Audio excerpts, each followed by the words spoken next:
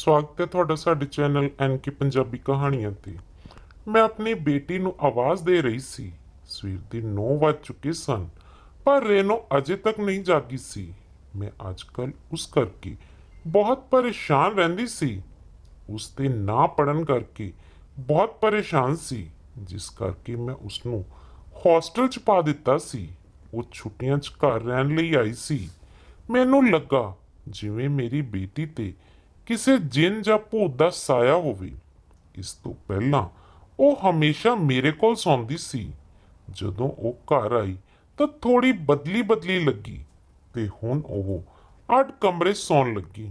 ਕੁਝ ਮਹੀਨਿਆਂ ਤੋਂ ਮੈਨੂੰ ਲੱਗ ਰਿਹਾ ਸੀ ਕਿ ਮੇਰੀ ਧੀ ਮੇਰੇ ਤੋਂ ਕੁਝ ਲੁਕਾ ਰਹੀ ਹੈ।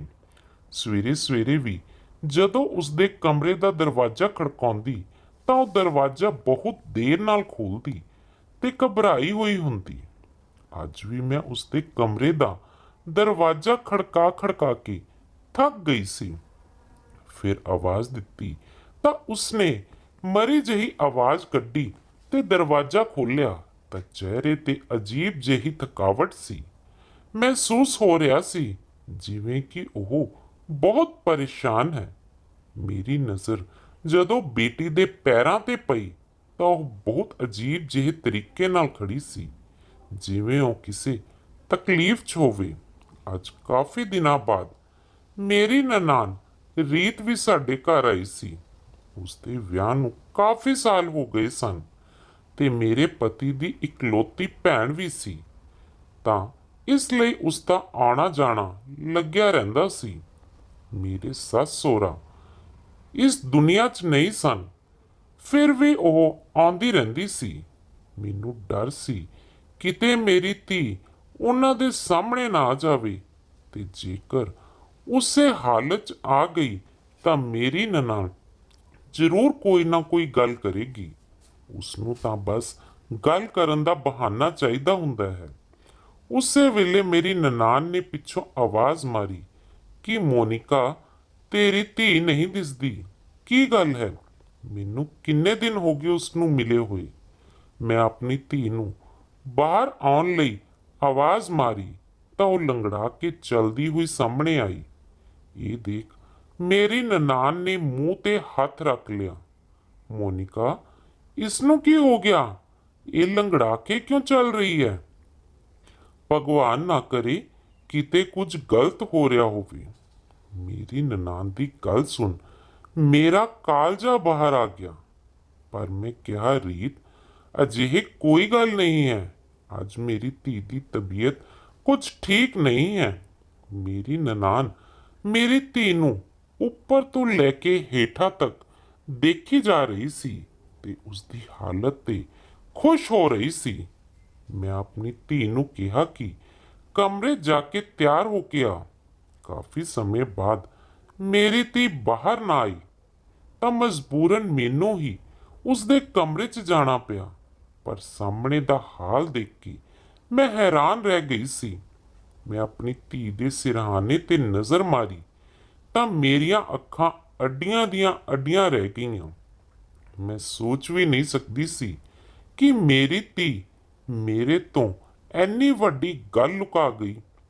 ਪਰ ਉਸ ਵੇਲੇ ਰੀਤ ਮੈਨੂੰ ਬੁਲਾ ਰਹੀ ਸੀ, ਇਸ ਲਈ ਮੈਂ ਚੁੱਪ ਹੋ ਗਈ। ਮੈਂ ਆਪਣੀ ਧੀ ਨੂੰ ਕੋਈ ਸਵਾਲ ਨਾ ਕੀਤਾ। ਮੇਰੀ ਧੀ ਕਮਰੇ ਦੇ ਬਾਥਰੂਮ 'ਚ ਤਿਆਰ ਹੋ ਰਹੀ ਸੀ।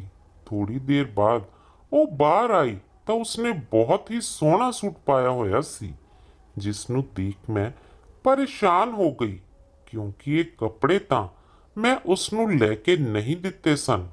ਮੇਰੀ ਧੀ ਨੂੰ ਦੇਖ ਮੇਰੀ ਨਨਾਣ ਉਸ ਦੀ ਨਜ਼ਰ ਉਤਾਰਨ ਲੱਗੀ ਤੇ ਬੋਲੀ ਕਿ ਤੇਰੀ ਧੀ ਨੂੰ ਕਿਸੇ ਦੀ ਨਜ਼ਰ ਨਾ ਲੱਗ ਜਾਵੇ, ਬਹੁਤ ਸੋਹਣੀ ਧੀ ਹੈ। ਇਹ ਆਖ ਉਹ ਖਚਰੀ ਜਿਹੀ ਹਾਸੀ ਹੱਸਣ ਲੱਗੀ ਤੇ ਥੋੜੇ ਸਮੇਂ ਬਾਅਦ ਉੱਠ ਕੇ ਚਲੀ ਗਈ। ਉਸਦੇ ਜਾਣ ਤੋਂ ਬਾਅਦ ਮੇਰਾ ਗੁੱਸਾ ਮੇਰੀ ਧੀ ਤੇ ਨਿਕਲਿਆ। ਮੈਂ ਉਸ ਨੂੰ ਕਿਹਾ ਕਿ ਇਹ ਕੱਪੜੇ ਕਿੱਥੋਂ ਲਿਆਈ ਹੈ? ਮੈਂ ਤਾਂ ਤੈਨੂੰ ਨਹੀਂ ਲੈ ਕੇ ਦਿੱਤੇ। ਮੇਰੀ ਗੱਲ ਸੁਣ। ਉਹ ਬੋਲੀ ਕਿ ਮਾਂ, ਤੁਸੀਂ ਵੀ ਕਮਾਲ ਕਰਦੇ ਹੋ। ਜਦੋਂ ਮੈਂ ਹੋਸਟਲ 'ਚ ਸੀ, ਮੇਰੀ ਇੱਕ ਸਹੇਲੀ ਜੋ ਬਹੁਤ ਹੀ ਅਮੀਰ ਹੈ, ਸ਼ੀਤਲ, ਉਸ ਬਾਰੇ ਤੁਹਾਨੂੰ ਦੱਸਿਆ ਤਾਂ ਸੀ। ਪਿਛਲੇ ਦਿਨੀ ਮੇਰੇ ਜਨਮ ਦਿਨ ਤੇ ਉਸਨੇ ਮੈਨੂੰ ਇਹ ਤੋਹਫੇ 'ਚ ਦਿੱਤੇ ਸਨ। ਮੈਂ ਰੀਤ ਦੇ ਸਾਹਮਣੇ ਤੇਥੋਂ ਪੁੱਛ ਲੈਂਦੀ ਤਾਂ ਕੀ ਹੁੰਦਾ। ਮੇਰੀ ਧੀ ਨੇ ਮੈਨੂੰ ਕੋਸਦੇ ਹੋਏ ਕਿਹਾ ਕਿ ਰੀਤ ਆਂਟੀ ਐਨੀ ਵੀ ਬੁਰੀ ਨਹੀਂ ਹੈ ਜਿੰਨੀ ਤੁਸੀਂ ਉਸਨੂੰ ਸਮਝਦੇ ਹੋ। ਮੈਂ ਆਪਣੀ ਧੀ ਦੀਆਂ ਗੱਲਾਂ ਸੁਣ ਕੇ ਗੁੱਸਾ ਨਹੀਂ ਕਰਨਾ ਚਾਹੁੰਦੀ ਸੀ। ਮੈਂ ਚੁੱਪਚਾਪ ਆਪਣੇ ਕੰਮਾਂ 'ਚ ਬਿਜ਼ੀ ਹੋ ਗਈ। ਪਰ ਇੱਕ ਦਿਨ ਅਜੀਬ ਘਟਨਾ ਵਾਪਰੀ। ਉਸ ਦਿਨ ਮੇਰੀ ਧੀ ਹੋਸਟਲ 'ਚ ਨਹੀਂ ਰਹੀ ਤੇ ਘਰ ਹੀ ਆ ਗਈ। ਉਸਨੇ ਕਿਹਾ ਕਿ ਉਹ ਬਹੁਤ ਥੱਕ ਗਈ ਹੈ, ਆਰਾਮ ਕਰਨਾ ਚਾਹੁੰਦੀ ਹੈ।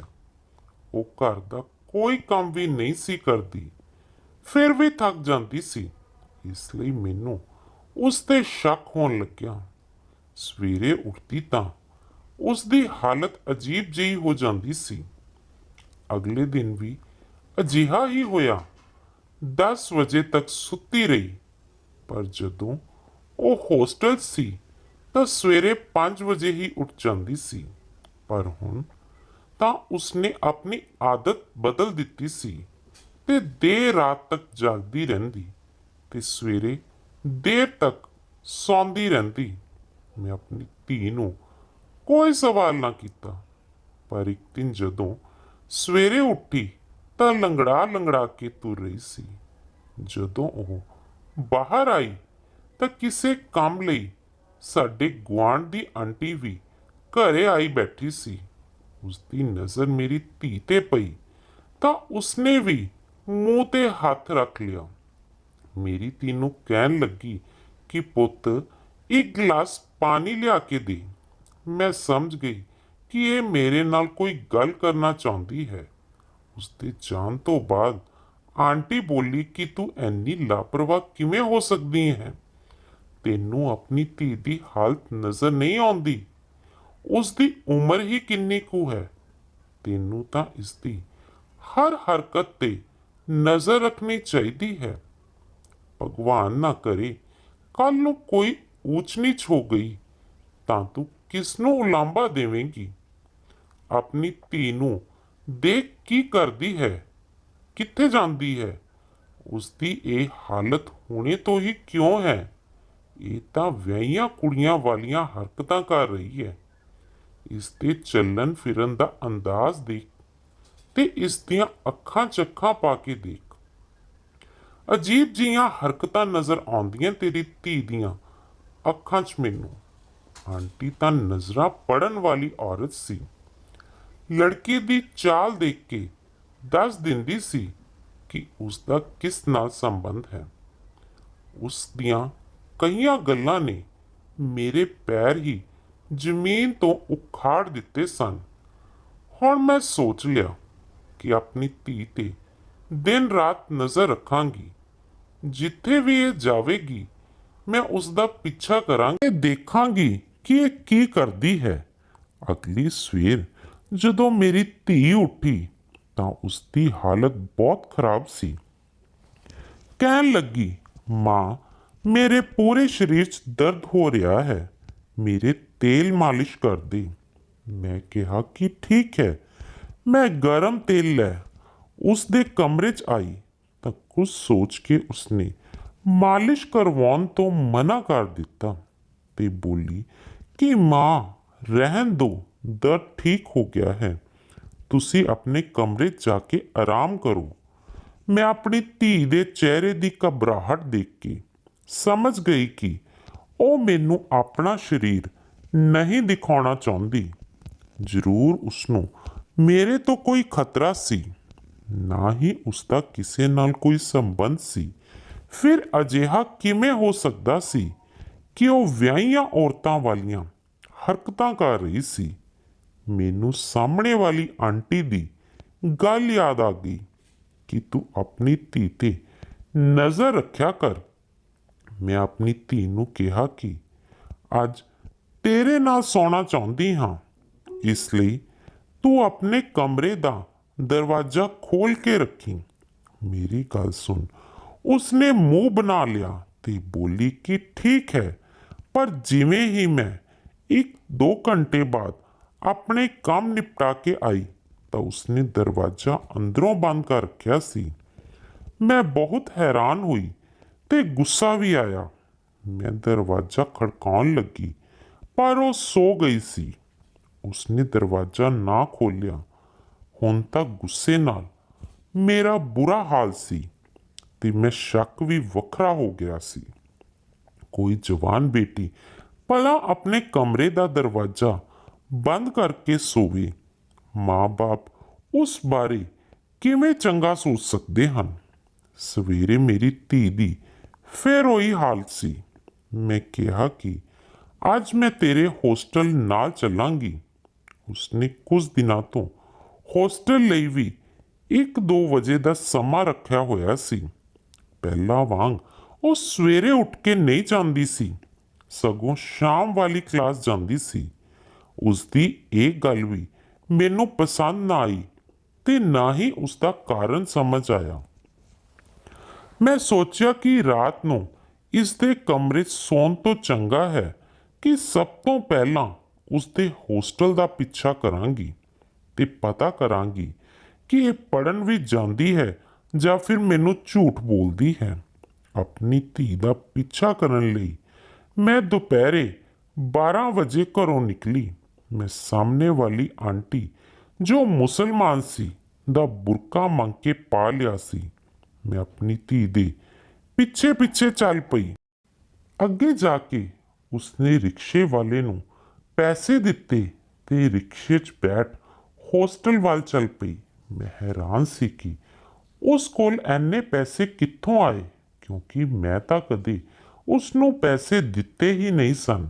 ਮਜਬੂਰਨ ਮੈਨੂੰ ਵੀ ਇੱਕ ਰਿਕਸ਼ਾ ਰੋਕਣਾ ਪਿਆ ਤੇ ਉਸ 'ਚ ਬੈਠੀ ਤੇ ਬੇਟੀ ਦੇ ਹੋਸਟਲ ਪਹੁੰਚੀ।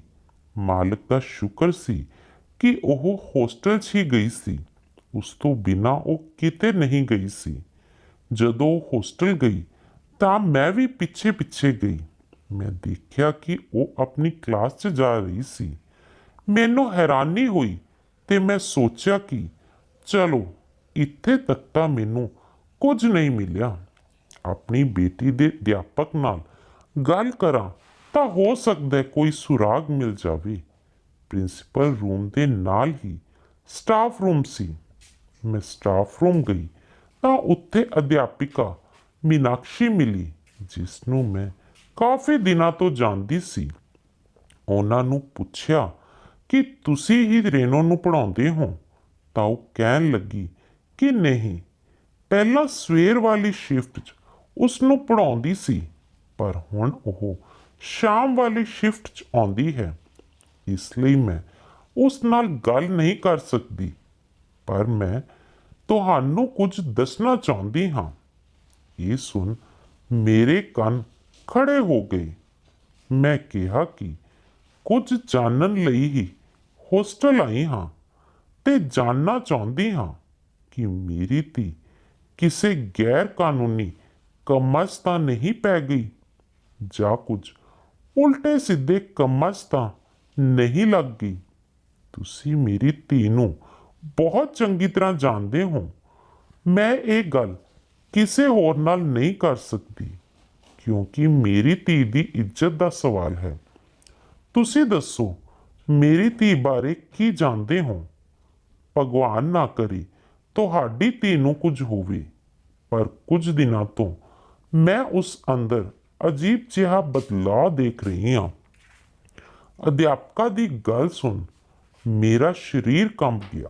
ਅਧਿਆਪਕ ਨੇ ਉਸ ਨੂੰ ਦੱਸਿਆ ਕਿ ਮੈਂ ਨੋਟ ਕੀਤਾ ਹੈ ਕਿ ਇੱਕ ਤਾਂ ਉਸ ਦੀਆਂ ਅੱਖਾਂ 'ਚ ਹਮੇਸ਼ਾ ਨੀਂਦ ਰਹਿੰਦੀ ਹੈ। ਇਸ ਤਰ੍ਹਾਂ ਲੱਗਦਾ ਹੈ ਜਿਵੇਂ ਉਹ ਰਾਤ ਨੂੰ ਸੌਂਦੀ ਹੀ ਨਾ ਹੋਵੇ ਤੇ ਥੋੜਾ ਥੋੜਾ ਲੰਗੜਾ ਕੇ ਤੁਰਦੀ ਹੈ। ਪੁੱਛਦੇ ਹਾਂ ਤਾਂ ਕਹਿੰਦੀ ਹੈ ਕਿ ਮੇਰੇ ਸਰੀਰ 'ਚ ਦਰਦ ਰਹਿੰਦਾ ਹੈ। ਮੈਂ ਥੋੜ੍ਹੀ ਜਿਹੀ ਬਿਮਾਰ ਹਾਂ, ਇਸ ਲਈ ਮੈਂ ਕੁਝ ਦਿਨ ਪਹਿਲਾਂ ਹੀ ਉਸ ਨੂੰ ਛੁੱਟੀ ਦੇ ਦਿੱਤੀ ਸੀ। ਪਰ ਉਸ ਤੋਂ ਪਹਿਲਾਂ ਤਾਂ ਤੁਹਾਡੀ ਧੀ ਬਹੁਤ ਵਧੀਆ ਤਰੀਕੇ ਨਾਲ ਹੋਸਟਲ ਆਉਂਦੀ ਸੀ। ਉਸ ਦਾ ਟਾਈਮ ਟੇਬਲ ਵੀ ਬਹੁਤ ਵਧੀਆ ਸੀ। ਸਾਡੇ ਹੋਸਟਲ ਦੇ ਰੂਲ ਬਹੁਤ ਸਖਤ ਹਨ। ਲੜਕੀਆਂ ਨੂੰ ਬਾਹਰ ਜਾਣ ਦੀ ਇਜਾਜ਼ਤ ਵੀ ਨਹੀਂ ਦਿੰਦੇ।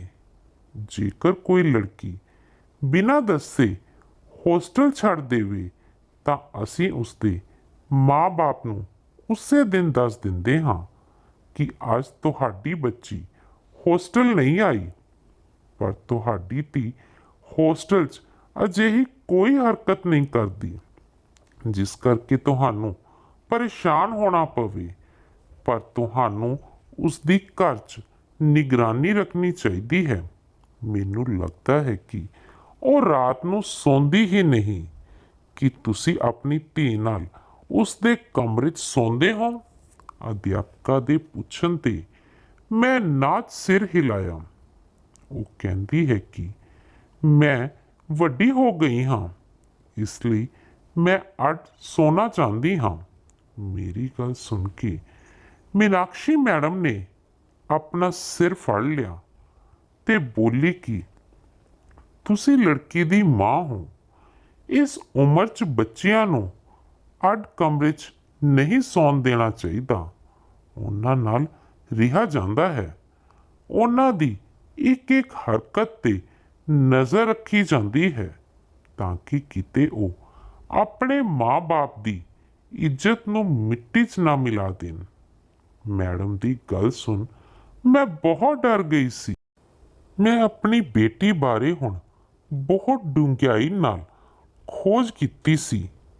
ਹੁਣ ਮੈਨੂੰ ਸਿਰਾਣੇ ਵਾਲਾ ਸੀਨ ਯਾਦ ਆਉਣ ਲੱਗਿਆ। ਇੱਕ ਦਿਨ ਮੈਂ ਆਪਣੀ ਧੀ ਦੇ ਕਮਰੇ ਦਾ ਦਰਵਾਜ਼ਾ ਖੋਲ੍ਹਿਆ ਸੀ। ਉੱਥੇ 500 ਦੇ 2 ਨੋਟ ਪਏ ਹੋਏ ਸਨ। ਉਸ ਵੇਲੇ ਮੈਂ ਸਮਝ ਹੀ ਨਹੀਂ ਸਕੀ ਕਿ ਮੇਰੀ ਧੀ ਕੋਲ ਇੰਨੇ ਸਾਰੇ ਪੈਸੇ ਕਿੱਥੋਂ ਆਏ, ਜਦੋਂ ਕਿ ਮੈਂ ਉਸ ਨੂੰ ਕਦੇ 100 ਰੁਪਏ ਵੀ ਨਹੀਂ ਦਿੰਦੀ। ਪਰ ਹੁਣ ਉਹ ਖੁਦ ਬ ਖੁਦ ਅਮੀਰ ਹੋਣ ਲੱਗੀ ਸੀ। ਖੈਰ, ਮੈਂ ਘਰ ਆਈ ਤਾਂ ਮੇਰੇ ਦਿਮਾਗ 'ਚ ਬਹੁਤ ਸਾਰੇ ਸਵਾਲ ਸਨ। ਮੈਂ ਉਸ ਨਾਲ ਗੱਲ ਵੀ ਨਹੀਂ ਸੀ ਕਰ ਸਕਦੀ ਕਿਉਂਕਿ ਉਸਨੇ ਮੈਨੂੰ ਝੂਠ ਹੀ ਬੋਲਣਾ ਸੀ। ਜਿਵੇਂ ਤਿਵੇਂ ਦਿਨ ਤੇ ਫਿਰ ਰਾਤ ਦਾ ਸਮਾਂ ਲੰਘ ਗਿਆ।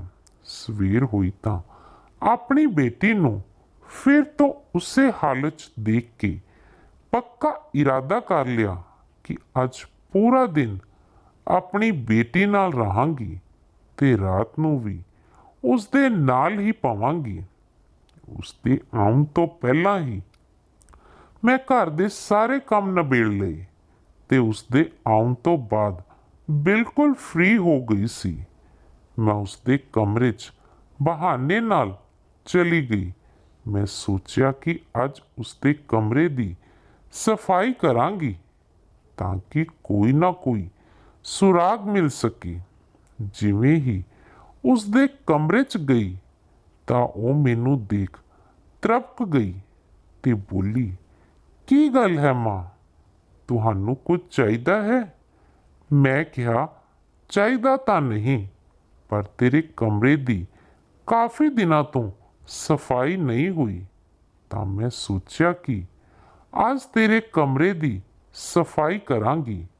ਮੇਰੀ ਧੀ ਉੱਠ ਕੇ ਖੜੀ ਹੋ ਗਈ ਤੇ ਬੋਲੀ, ਮਾਂ, ਕੀ ਤੁਸੀਂ ਇਹਨਾਂ ਕੰਮਾਂ ਲਈ ਰਹਿ ਗਏ ਹੋ? ਤੁਸੀਂ ਬੈਠੋ, ਮੈਂ ਸਫਾਈ ਕਰਾਂਗੀ ਤੇ ਤੁਹਾਡੇ ਸਾਹਮਣੇ ਹੀ ਕਰਾਂਗੀ। ਜੇਕਰ ਤੁਹਾਨੂੰ ਲੱਗਦਾ ਹੈ ਕਿ ਮੈਂ ਆਪਣੇ ਕਮਰੇ ਦੀ ਸਫਾਈ ਨਹੀਂ ਕਰਦੀ, ਉਹ ਸਫਾਈ ਕਰ ਰਹੀ ਸੀ ਤਾਂ ਮੇਰੀ ਨਜ਼ਰ ਕਮਰੇ 'ਚ ਹਰ ਪਾਸੇ ਜਾ ਰਹੀ ਸੀ। ਮੈਨੂੰ ਕਮਰੇ 'ਚ ਸਿਰਫ ਨਵੇਂ ਕੱਪੜੇ ਹੀ ਦਿਸ ਰਹੇ ਸਨ। ਉੱਠ ਕੇ ਉਸਦੀ ਅਲਮਾਰੀ ਖੋਲ੍ਹੀ ਤਾਂ ਉਹ ਝੱਟ ਮੇਰੇ ਕੋਲ ਆਈ ਤੇ ਕਿਹਾ ਕਿ ਮਾਂ, ਤੁਹਾਨੂੰ ਕੀ ਚਾਹੀਦਾ ਹੈ?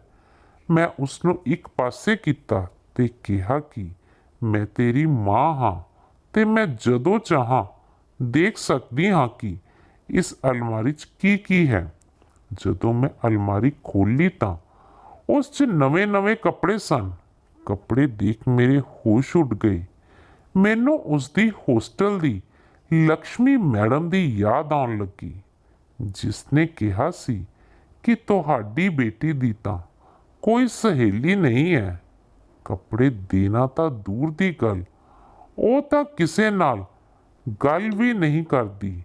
ਉਸਨੇ ਜੋ ਜਨਮ ਦਿਨ ਵਾਲੀ ਕਹਾਣੀ ਸੁਣਾਈ ਸੀ ਉਹ ਵੀ ਝੂਠ ਸੀ। ਮੇਰੀ ਬੇਟੀ ਨੇ ਸਿਰਹਾਣੇ ਹੇਠ ਅੱਜ ਵੀ ਕੁਝ ਲੁਕਾ ਕੇ ਰੱਖਿਆ ਸੀ। ਜਦੋਂ ਚੈੱਕ ਕੀਤਾ ਤਾਂ ਉਸ ਹੇਠ ਮੇਕਅਪ ਦਾ ਸਮਾਨ ਸੀ। ਬੇਟੀ ਦੇ ਚਿਹਰੇ ਦਾ ਰੰਗ ਉੱਡਣ ਲੱਗਿਆ।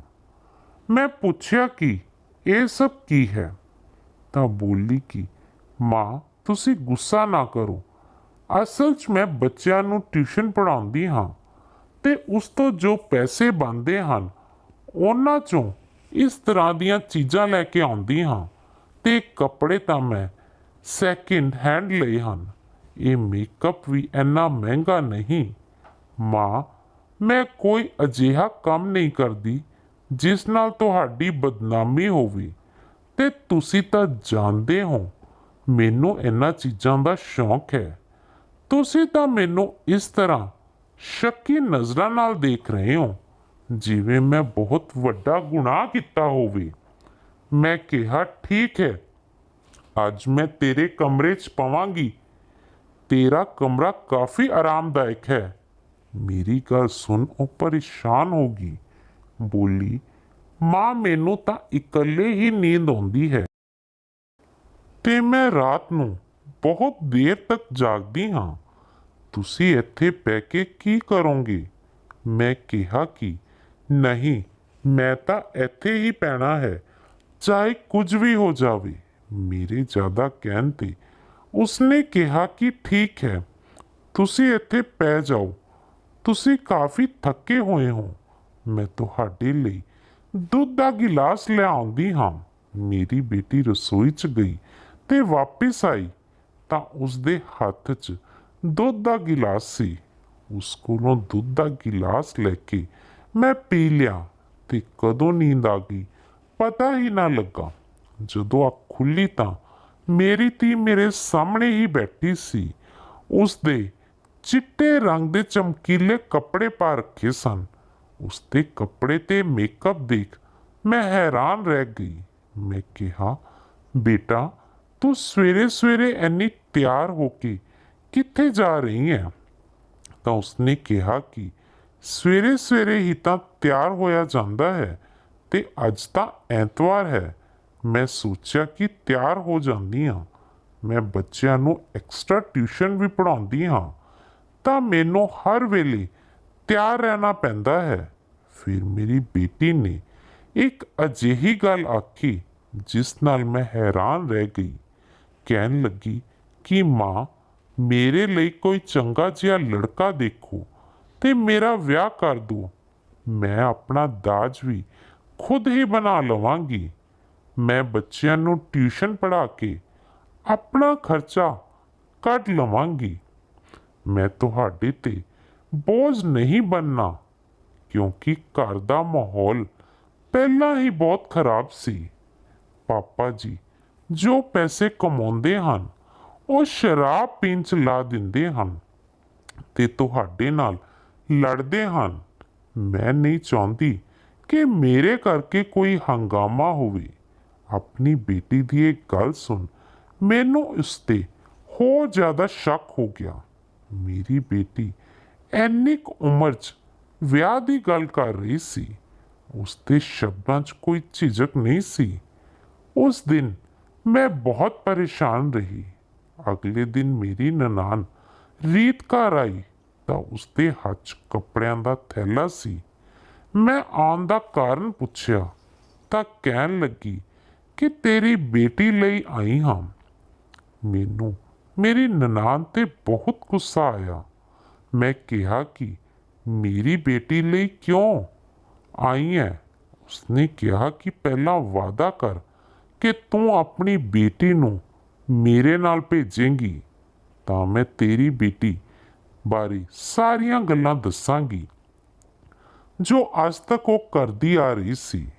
ਤੂੰ ਮੇਰੀਆਂ ਲੜਕੀਆਂ ਨੂੰ ਤਾਂ ਜਾਣਦੀ ਹੀ ਹੈ ਕਿ ਮੇਰੀਆਂ ਲੜਕੀਆਂ ਪੜ੍ਹਨ 'ਚ ਕਮਜ਼ੋਰ ਤੇ ਤੇਰੀ ਬੇਟੀ ਪੜ੍ਹਨ 'ਚ ਬਹੁਤ ਤੇਜ਼ ਸੀ। ਤੇ ਜਦੋਂ ਮੈਂ ਉਸ ਬਾਰੇ ਹੋਸਟਲ ਤੋਂ ਜਾਣਕਾਰੀ ਲਈ ਤਾਂ ਉਸ ਦੇ ਇੱਕ ਅਧਿਆਪਕ ਨੇ ਉਸ ਬਾਰੇ ਇੰਨਾ ਚੰਗਾ ਦੱਸਿਆ ਤਾਂ ਮੈਂ ਉਸੇ ਦਿਨ ਤੋਂ ਤੈਅ ਕਰ ਲਿਆ ਸੀ ਕਿ ਤੇਰੀ ਬੇਟੀ ਨੂੰ ਲਾਲਚ ਦੇਵਾਂਗੀ ਤਾਂ ਉਹ ਮੇਰੇ ਘਰ ਆਇਆ ਕਰੇਗੀ, ਕਿਉਂਕਿ ਤੁਹਾਡੇ ਘਰ ਦੀ ਅਜਿਹੀ ਹਾਲਤ ਸੀ ਕਿ ਤੁਸੀਂ ਦੋਵੇਂ ਪਤੀ ਪਤਨੀ ਲੜਦੇ ਰਹਿੰਦੇ ਸੀ ਤੇ ਤੁਹਾਡੀ ਬੇਟੀ ਪਰੇਸ਼ਾਨ ਰਹਿੰਦੀ ਸੀ ਤੇ ਪੈਸਿਆਂ ਦੀ ਤੰਗੀ ਕਰਕੇ ਉਹ ਕੁਝ ਕਰ ਵੀ ਨਹੀਂ ਸਕਦੀ ਸੀ।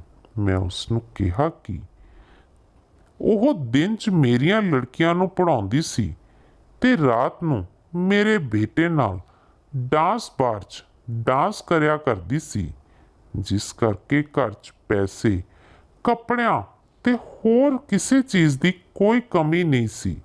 ਕਿਉਂਕਿ ਤੇਰੀ ਬੇਟੀ ਪੜ੍ਹਾਈ 'ਚ ਹੁਸ਼ਿਆਰ ਹੋਣ ਦੇ ਨਾਲ ਨਾਲ ਖੂਬਸੂਰਤ ਵੀ ਸੀ, ਤਾਂ ਮੈਂ ਉਸ ਨੂੰ ਰਾਤ ਨੂੰ ਲਾਲਚ ਦੇ ਕੇ ਲੈ ਜਾਂਦੀ ਸੀ। ਇਸ ਲਈ ਡਾਂਸ ਕਰਦੇ ਹੋਏ ਉਸ ਦੇ ਪੈਰਾਂ 'ਚ ਕਿਤੇ ਕਿਤੇ ਉਸ ਨੂੰ ਬਹੁਤ ਤਕਲੀਫ ਹੁੰਦੀ ਸੀ, ਜਿਸ ਕਰਕੇ ਉਹ ਲੰਗੜਾ ਕੇ ਚੱਲਦੀ ਸੀ ਤੇ ਦਿਨੇ ਜਦੋਂ ਉਹ ਗਾਇਬ ਹੁੰਦੀ ਸੀ ਤਾਂ ਮੇਰੀਆਂ ਬੇਟੀਆਂ ਨੂੰ ਪੜ੍ਹਾਉਂਦੀ ਸੀ। ਤੇ ਹਾਂ, ਮੈਂ ਉਸ ਨੂੰ ਇੱਕ ਅਜਿਹੀ ਦਵਾਈ ਵੀ ਪਿਆਉਂਦੀ ਸੀ ਜਿਸ ਨਾਲ ਉਹ ਉਮਰ ਤੋਂ ਪਹਿਲਾਂ ਵੱਡੀ ਹੋ ਜਾਵੇ, ਜਿਸ ਕਰਕੇ ਤੇਰੀ ਬੇਟੀ ਬਹੁਤ ਬਦਲੀ ਜਿਹੀ ਦਿਸਦੀ ਸੀ, ਜਦੋਂ ਕਿ ਉਹ ਮੇਰੀਆਂ ਬੇਟੀਆਂ ਤੋਂ ਵੀ ਛੋਟੀ ਸੀ ਪਰ ਦਿਸਦੀ ਵੱਡੀ ਸੀ। ਉਸ ਕਰਕੇ ਹੀ ਮੇਰੇ ਘਰ ਪੈਸੇ ਆਉਣ ਲੱਗੇ ਤੇ ਲੜਕੀਆਂ ਵੀ ਚੰਗੀ ਤਰ੍ਹਾਂ ਪੜ੍ਹਨ ਲੱਗੀਆਂ ਹਨ। ਹੁਣ ਤੇਰੀ ਭਲਾਈ ਇਸੇ 'ਚ ਹੈ ਕਿ ਤੂੰ ਚੁੱਪਚਾਪ ਬੈਠ ਤੇ ਉਸ ਨੂੰ ਹੁਣ ਬਾਹਰ ਵਿਦੇਸ਼ ਭੇਜ ਦਿਆਂਗੀ। ਮੈਂ ਆਪਣੀ ਨਨਾਣ ਦੀ ਗੱਲ ਸੁਣਦੇ ਸੁਣਦੇ ਬੇਹੋਸ਼ ਹੋ ਗਈ।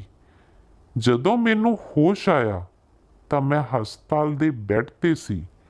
ਹੋਸ਼ 'ਚ ਆਈ ਤਾਂ ਆਪਣੀ ਨਨਾਣ ਤੋਂ ਪੁੱਛਿਆ ਕਿ ਉਸਨੇ ਮੇਰੇ ਨਾਲ ਅਜਿਹਾ ਕਿਉਂ ਕੀਤਾ। ਉਸਨੇ ਕਿਹਾ ਕਿ ਜਦੋਂ ਤੋਂ ਤੂੰ ਮੇਰੇ ਭਰਾ ਨੂੰ ਆਪਣਾ ਦੀਵਾਨਾ ਬਣਾਇਆ ਸੀ, ਉਹ ਮੈਨੂੰ ਤੇ ਮੇਰੇ ਮਾਂ-ਬਾਪ ਨੂੰ ਵੀ ਭੁੱਲ ਗਿਆ ਸੀ। ਉਸਦੇ ਗਮ 'ਚ ਮੇਰੇ ਮਾਂ-ਬਾਪ ਮਰ ਗਏ ਸਨ। ਉਦੋਂ ਤੋਂ ਹੀ ਮੈਂ ਤੇਰੇ ਤੋਂ ਬਦਲਾ ਲੈਣ ਦੀ ਸੋਚਣ ਲੱਗੀ ਸੀ। ਤੂੰ ਸਿਰਫ ਆਪਣੇ ਬਾਰੇ ਹੀ ਸੋਚਦੀ ਸੀ। ਮੇਰੀ ਤੇ ਮੇਰੇ ਭਰਾ ਦੀ ਕੋਈ ਪਰਵਾਹ ਨਹੀਂ ਸੀ ਤੈਨੂੰ। ਭਰਾ ਨੇ ਮੇਰਾ ਵਿਆਹ ਇੱਕ ਅਜਿਹੇ ਆਦਮੀ ਨਾਲ ਕਰ ਦਿੱਤਾ ਜੋ ਸਿਰਫ ਤਵਾਇਫ ਦੇ ਕੋਠਿਆਂ ਤੇ ਹੀ ਬਹਿੰਦਾ ਰਹਿੰਦਾ ਸੀ ਤੇ ਉਸ ਨੂੰ ਘਰ ਦੀ ਕੋਈ ਚਿੰਤਾ ਨਹੀਂ ਸੀ। ਇਸੇ ਦਾ ਮੈਂ ਬਦਲਾ ਲੈ ਰਹੀ ਸੀ ਤੇ ਤੇਰੀ ਬੇਟੀ ਨੂੰ ਵੀ ਮੈਂ ਉਸੇ ਜਗ੍ਹਾ ਪਹੁੰਚਾ ਦਿੱਤਾ। ਮੇਰੀ ਨਨਾਣ ਬੋਲ ਕੇ ਹਟ ਗਈ। ਮੈਂ ਸੋਚਿਆ ਮੈਂ ਆਪਣੇ ਘਰ ਦੇ ਝਗੜਿਆਂ 'ਚ ਬਿਜ਼ੀ ਹੋ ਜਾਂਦੀ ਸੀ, ਇਸ ਲਈ ਆਪਣੀ ਬੱਚੀ ਤੇ ਧਿਆਨ ਨਹੀਂ ਦਿੱਤਾ, ਜਿਸ ਦਾ ਨਤੀਜਾ ਮੈਨੂੰ ਮਿਲ ਗਿਆ ਹੈ। ਦੋਸਤੋ, ਜੇਕਰ ਤੁਹਾਨੂੰ ਸਾਡੀ ਅੱਜ ਦੀ ਕਹਾਣੀ ਵਧੀਆ ਲੱਗੀ ਤਾਂ ਇਸ ਨੂੰ ਵੱਧ ਤੋਂ ਵੱਧ ਲਾਈਕ ਤੇ ਸ਼ੇਅਰ ਜ਼ਰੂਰ ਕਰਨਾ ਤੇ ਇਸ ਦੇ ਨਾਲ ਹੀ ਸਾਡੇ ਚੈਨਲ NK ਪੰਜਾਬੀ ਕਹਾਣੀਆਂ ਨੂੰ ਜ਼ਰੂਰ ਸਬਸਕ੍ਰਾਈਬ ਕਰ ਲੈਣਾ। ਧੰਨਵਾਦ।